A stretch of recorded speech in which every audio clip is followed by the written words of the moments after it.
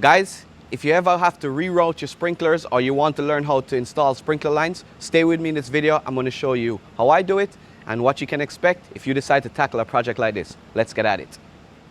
Hey guys, welcome back to another episode of Deanin It Yourself. If it's your first time here, welcome of course. And to all my long-time subscribers, you guys know the drill, welcome back. I have two holes in front of me, guys, and if you guys haven't been following me on my pool build, go ahead, check that video out. The guys installed the pool and we're nearing towards the tail end of the project. And of course, they damaged all the sprinklers along the way. And of course, I knew this was going to happen, so I decided to make a video of how I'm going to repair my sprinkler system. Now guys, there are a couple things you're going to have to do first if you decide to install sprinklers. And the first thing you want to do is you want to see what pressure you have in your lines. You can use a simple pressure gauge, screw it onto your line where you're going to be hooking up your sprinkler or where your sprinkler is connected to. Turn on your sprinkler, see what the pressure is. Mine is just shy of 60 psi, which is pretty good. And the next thing you want to do is you want to take a 5-gallon bucket, connect a hose or something where you can fill up a bucket from your sprinkler, and you want to go ahead and time it. Fill up a 5-gallon bucket and see how long it takes to fill it up. Once you're done filling it up, mark the time. And now what you want to do is you want to multiply the 5 gallons by 60 and you want to divide it by the time it took to fill up your bucket. This is going to give you the GPMs that you're going to need to do the calculation for your sprinkler heads. Now check this out. It's pretty easy. Now you have your PSI and you have your GPMs. It's a combination of both to kind of give you an idea of how much sprinkler heads you can put in place. But when you buy your sprinkler heads or you go to Home Depot or you go to wherever, you can look them up online and it will tell you what PSI it takes to run that head and how much GPM per minute it's going to give you. So you can kind of use this as a ballpark estimate. Mine is about 20 gallons per minute. So let's just say, in theory, a sprinkler head uses 2 GPMs, then I could put 10 of them on the line. You don't want to do that because you're going to have some pressure loss, but at least it will give you a general idea of how many sprinklers you're going to need. All right, with that out the way, I want to talk to you guys a little bit about my scenario. So what I did first is I drew a sketch of my layout, and you can see I have a patio with a pool and the fence that goes around the perimeter. Now, on the right side of my patio is where I'm standing, and we have 2 holes that I found where they broke the sprinkler pipes. And that's indicated by the 3 lines that I'm going to have to rerun. So yes, I'm going to have to rerun 3 zones, and that's what the 3 lines are for. So what's going to happen is I'm going to have to trench along this side of my patio all the way up, and then I'm going to have 2 sprinkler heads that I'm going to put in the general location where they were in the beginning. So those are the 2 sprinkler heads here, annotated by the 2 dots. Then I'm going to continue with 2 lines, making a left around the back side of my patio all the way down, and I'm going to put 3 or 4 heads along that line going down the back side of the pool to water my property line. And once I get to the left side of my patio, I'm going to have to put a main branch that goes down the middle, and I'm going to branch off from there to some sprinkler heads on the last zone, and I'll continue one of the pipes straight towards the left side of my property, and that way I can put some sprinkler heads on the far corner of my property if I need to. So based on this drawing, you can take some measurements and you can have some idea of some of the stuff that you're going to need. Obviously, I'm going to need some pipes, some PVC fittings, some T's, some elbows. If you go to a sprinkler supply house, you can give them this drawing and they'll probably be able to help you to tell you what you need. But once you get everything and you have a general idea of what you got, we can start the project. Now in my case, I decided to rent, as you can see here, a trencher because I have so much trenching that I'm going to need to do. If you guys have a trencher or you have access to one, you can go ahead and rent one. This was pretty inexpensive and hopefully it serves its purpose. We're going to see how it works today. If not, you're going to need a trenching shovel like this, and you're probably going to want a general utility shovel like this along the way. And at some point you're going to need them definitely because you're going to have to trench and dig around your sprinkler heads to move them. So I would suggest you get one of these, and if you have the time or you have the money, get a trencher. It's going to make the work a lot easier. The first thing you want to do to make the job easier, you want to start out by laying out the area where you're going to put your sprinkler heads. So what I decided to do in my case was I wanted to spray the lines for the trench of where the trench is going to be, just to give me an idea and help me guide the trencher as I'm going around the property. The next thing I wanted to do is go around and put flags in the areas where my sprinkler heads are going to be. And this helps in giving me an idea of where the heads of the sprinklers are going to be placed, and for me to visually see if any areas need more coverage, or I may need to put a sprinkler head here or there, or adjust them as necessary. I would advise you, get one of your friends to help you, get your wife to help you, because honestly, the piping is easy, but the trenching is what takes the greatest time. So if you have somebody to help you laying out the trenching, I definitely advise it. In my case, I recruited one of my friends. He was going to help me here. He helped me lay out the flags, put them in the right place, and he's going to go ahead and help me trench it out as well. I actually enjoyed this process because it made my vision come to life. Once we're done trenching, one of the things we had to figure out first is where I am now, there are some pipes that are in the hole here. Now, the pipes that were broken, there's actually pipes below that. So I don't want to use the trencher to dig this part here. I'm going to do this side by hand because of how delicate the situation is, and I don't want to break the other pipes that are below the ones that I'm going to extend. So I'm going to take my time and trench this one here until I know I'm clear of all those pipes below, and then I can go ahead and use the trencher to do the hard work. This is what the trench is going to look like. We're able to get the trench pretty level and even all the way around. It's just a matter of cleaning it up with our shovels just to make sure the bottom is flat and level, so that we don't have any rocks in the bottom of the trench to break the PVC pipe. By the way, guys, if you guys have soil like in South Florida, getting one of these trenchers is a key. We had a little snag where something got caught in the blade and stopped it for a little while, but as you can see,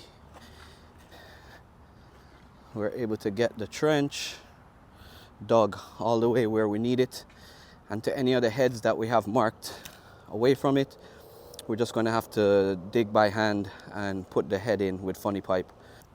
And now once we have the trench done, we can go ahead and start laying the pipe once we have it all clean and clear. Again, this is the trencher we got. It's a Groundhog T4. Got it from Home Depot. I think it was like $100 for the day. It took us about maybe an hour and a half, 2 hours to dig the trench. So now that we have the trench done, it's time for the fun part. Let's start laying the pipe and putting it in. Now, laying the pipe is pretty easy. You just put it next to the holes wherever you want them, lay them out, and then we can start dropping them in the hole and gluing them. Once you have the pipe in the hole, we'd want to go ahead and make all our connections. Yeah, so working with PVC is pretty easy. All you got to do is use the purple primer to clean it up. Then you use the glue. Usually it comes in a 2-part series. You can pick this up at Home Depot or Amazon, wherever you want. But it's pretty easy, self-explanatory. Clean the pipe, apply the glue, and then you just push the fittings together. And that's it. You want to hold it in place for a couple seconds until the glue hardens. And once it does, that's it. Move on to the next joint. The important thing when working with PVC is that you want to keep them elevated out of the hole. I usually use a piece of pipe that runs across a trench just to kind of keep them away from the dirt. But once again, we rinse and repeat. Apply the purple primer. Prime up both the inside and the outside of the pipe. Once you got the primer done, you got your glue. Apply the glue to the pipe on the outside and on the inside. Slide the pieces of pipe together and hold it till it locks in. And that's pretty much it. Rinse and repeat, doing all the way, all the pipes, all the joints. All right, I just want to give you guys a quick walkthrough of the piping installed. As you can see, right down here was where our first connection was made. We also have another connection back here to the 1/2 inch, to the 3/4 inch pipe. So that was 2 connections. One was to the 1.25 inch, one was to the 3/4 inch pipe. And then the big one was down here where we have a T that was broken. So we had to replace this T here. And that way we have our 3 pipes like we saw from our drawings running here through our trench. We're going to have 1 sprinkler going here. That's coming off of our 3/4 inch pipe. Then our pipes make a turn, go along the property here. We're going to have 1 coming to a sprinkler head here. We're going to have another T coming to a sprinkler head here. And then we're going to have another T here as well. Our pipe comes here, branches off this way. I'll talk about that in a second. And we're going to have another T here going in. You notice that I have this pipe cut. The reason why I have this pipe cut is because I want to give myself space, because as I cut the pipe along the way here and install a T, it's going to push this pipe further and further this way. That way I didn't want to go ahead and make the connection and then run out of space towards the end. So I left myself a little space here to put those sprinkler heads in, and then when I'm done, I'll make this connection here and cut the pipe off, any extra pipe off at the end here. It's the same reason why I didn't connect these two pipes, because I didn't want the pipe shifting in the trench as I added more pieces to this pipe here. So I'll make this connection once I'm done putting all the T's on this main branch. Again, we're going to have a sprinkler head off here. So the branch line is going to come down to here, and it's going to end with a 3/4 inch cap right here, and one more sprinkler head is going right here. Now if you look, remember the two lines that came down here, one branched off this way. We're going to have it running down here 1 inch, and then it's going to branch actually with a 3/4 inch pipe to here, and then I'll have the connection going from here, a sprinkler head there. Pipe will continue as well down in the trench here. We'll tee off to another head here, or there's also another sprinkler head here. We're going to have to tee off and go this way as well.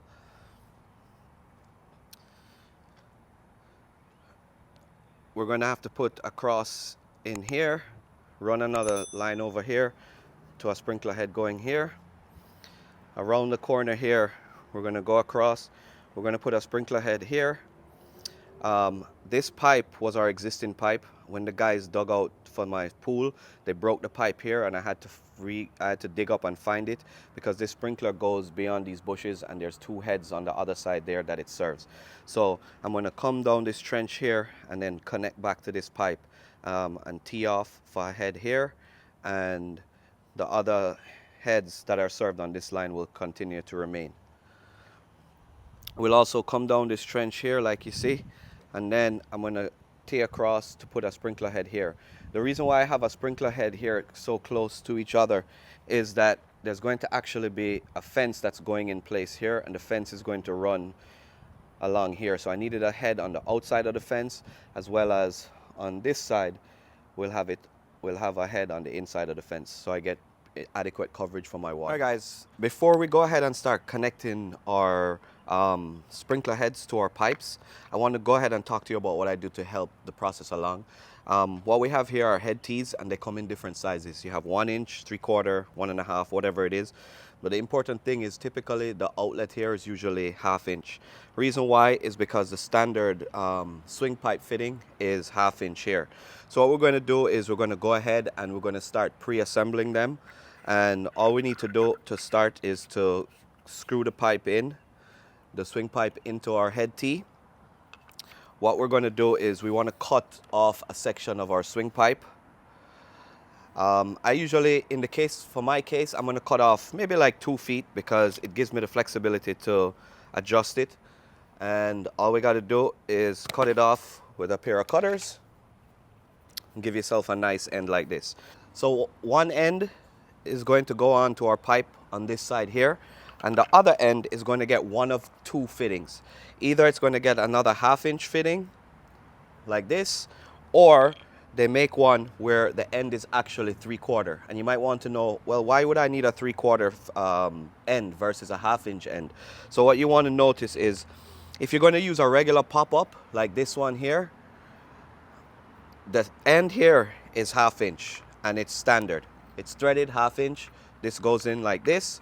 However, if you're using a rotary sprinkler head, a lot of times, as you can see here, the fitting is a little bit bigger, and of course it takes a 3/4. So that's the only thing you need to know, whether you're going to put a 3/4 or a 1/2 inch on the opposite end. Most of our ends are going to be 1/2 inch. We do have some 3/4 ends, but I'm going to actually leave that towards the end. But what I also want to do is I want to purchase some 1/2 inch caps, because I can cap this off at the end of my swing pipe. That way I can pressure test my lines and blow the lines out of any debris and get it as clear as possible before I actually connect my sprinkler head. So what we want to do is go ahead and pre-build our swing pipes, as many of them as possible. It's going to make the job easier. That way when we come to actually put them in the pipe, they're already pre-assembled and we can just cut the pipe and glue them in. What you want to do to connect these is you're going to put it in to the pipe, push it in together as hard as you can. And what you want to do is you want to try and get this as close to this elbow as possible by just pushing it in. Sometimes it helps to twist the pipe. And that should be good enough. Next I'm going to install my other end and put the cap on. Put the cap on and go ahead and push it into the pipe as well. And just like that, we have a pre-assembled piece. You want to rinse and repeat and do this for all your fittings. That way you can just cut the pipe and glue them in when you're ready to glue them in. One of the things I wanted to talk to you guys about when you're gluing these pipes in is you want to make sure the orientation of your swing pipe fitting.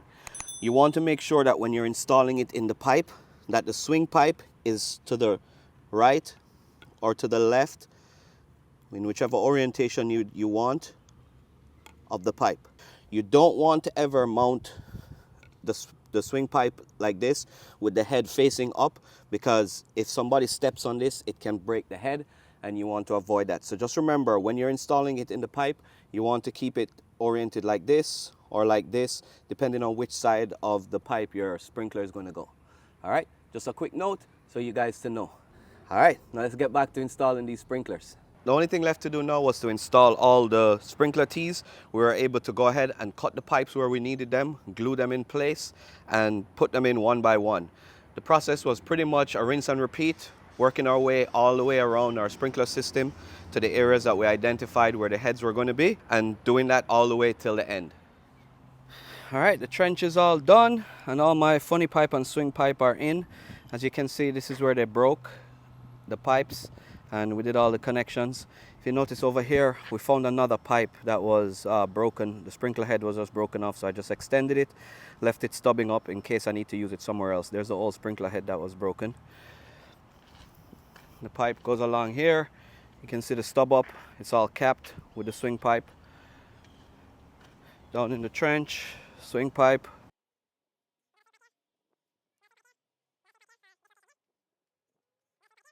And all of these swing pipes are capped. This one here is long. It's going to go to my property line somewhere here. The reason why I haven't put all the sprinkler heads in place yet is because they're putting in a fence, and I want to see where the perimeter fence is so I can line up my sprinklers close to the fence, or as close as possible as I can get them.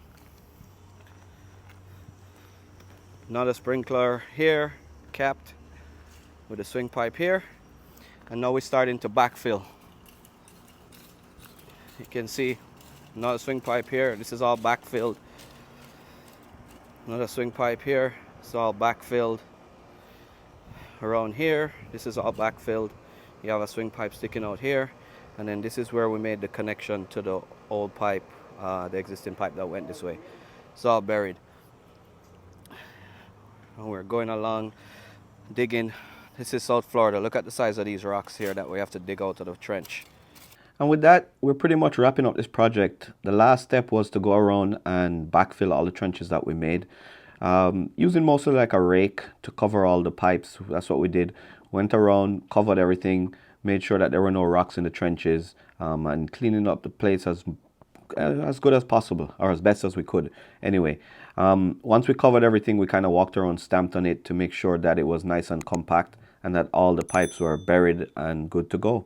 And once that was done, it took our couple days worth of work, but we were pretty much complete and satisfied, got everything up and running, and the sprinkler system was ready to be installed. The heads were ready to be installed, and that would be the final step, testing out the heads and getting it all done. All right guys, now that we're back, we got all our funny pipe installed, and now it's time to go ahead and install our sprinklers. Now installing sprinklers is pretty easy. Once you've made it this far, the rest is pretty easy. Once you've decided where you want to put your sprinkler head, the next thing you want to do is trench for it. Now the good thing about the funny pipe is you can trench it, it gives you the flexibility to lay the trench wherever you want. In my case, I like to use a little pickaxe because in the ground that I have here, it's a lot easier for me to go ahead and dig to locate wherever I want the head. Now, once you've done laying your trench and you've dug the hole for your sprinkler, the next thing you want to do is cut off any excess pipe that you have, and then go ahead and put the elbow into the pipe and then connect your sprinkler head in. Once you have the sprinkler body connected, the next thing you want to do is go ahead and level the top of the sprinkler with the ground and go ahead and pack that dirt around it. The idea here is to get it as flush to the surface and as level as possible. But once you've got that done, that's the first sprinkler out the way, and it's just a matter of going ahead and rinsing and repeat. Now in my case, I got a ton of them around the yard, so I had to work my way all the way around the yard, putting all the sprinkler heads in one at a time, taking my time, following the script, doing what I got to do, making sure they're in the right locations.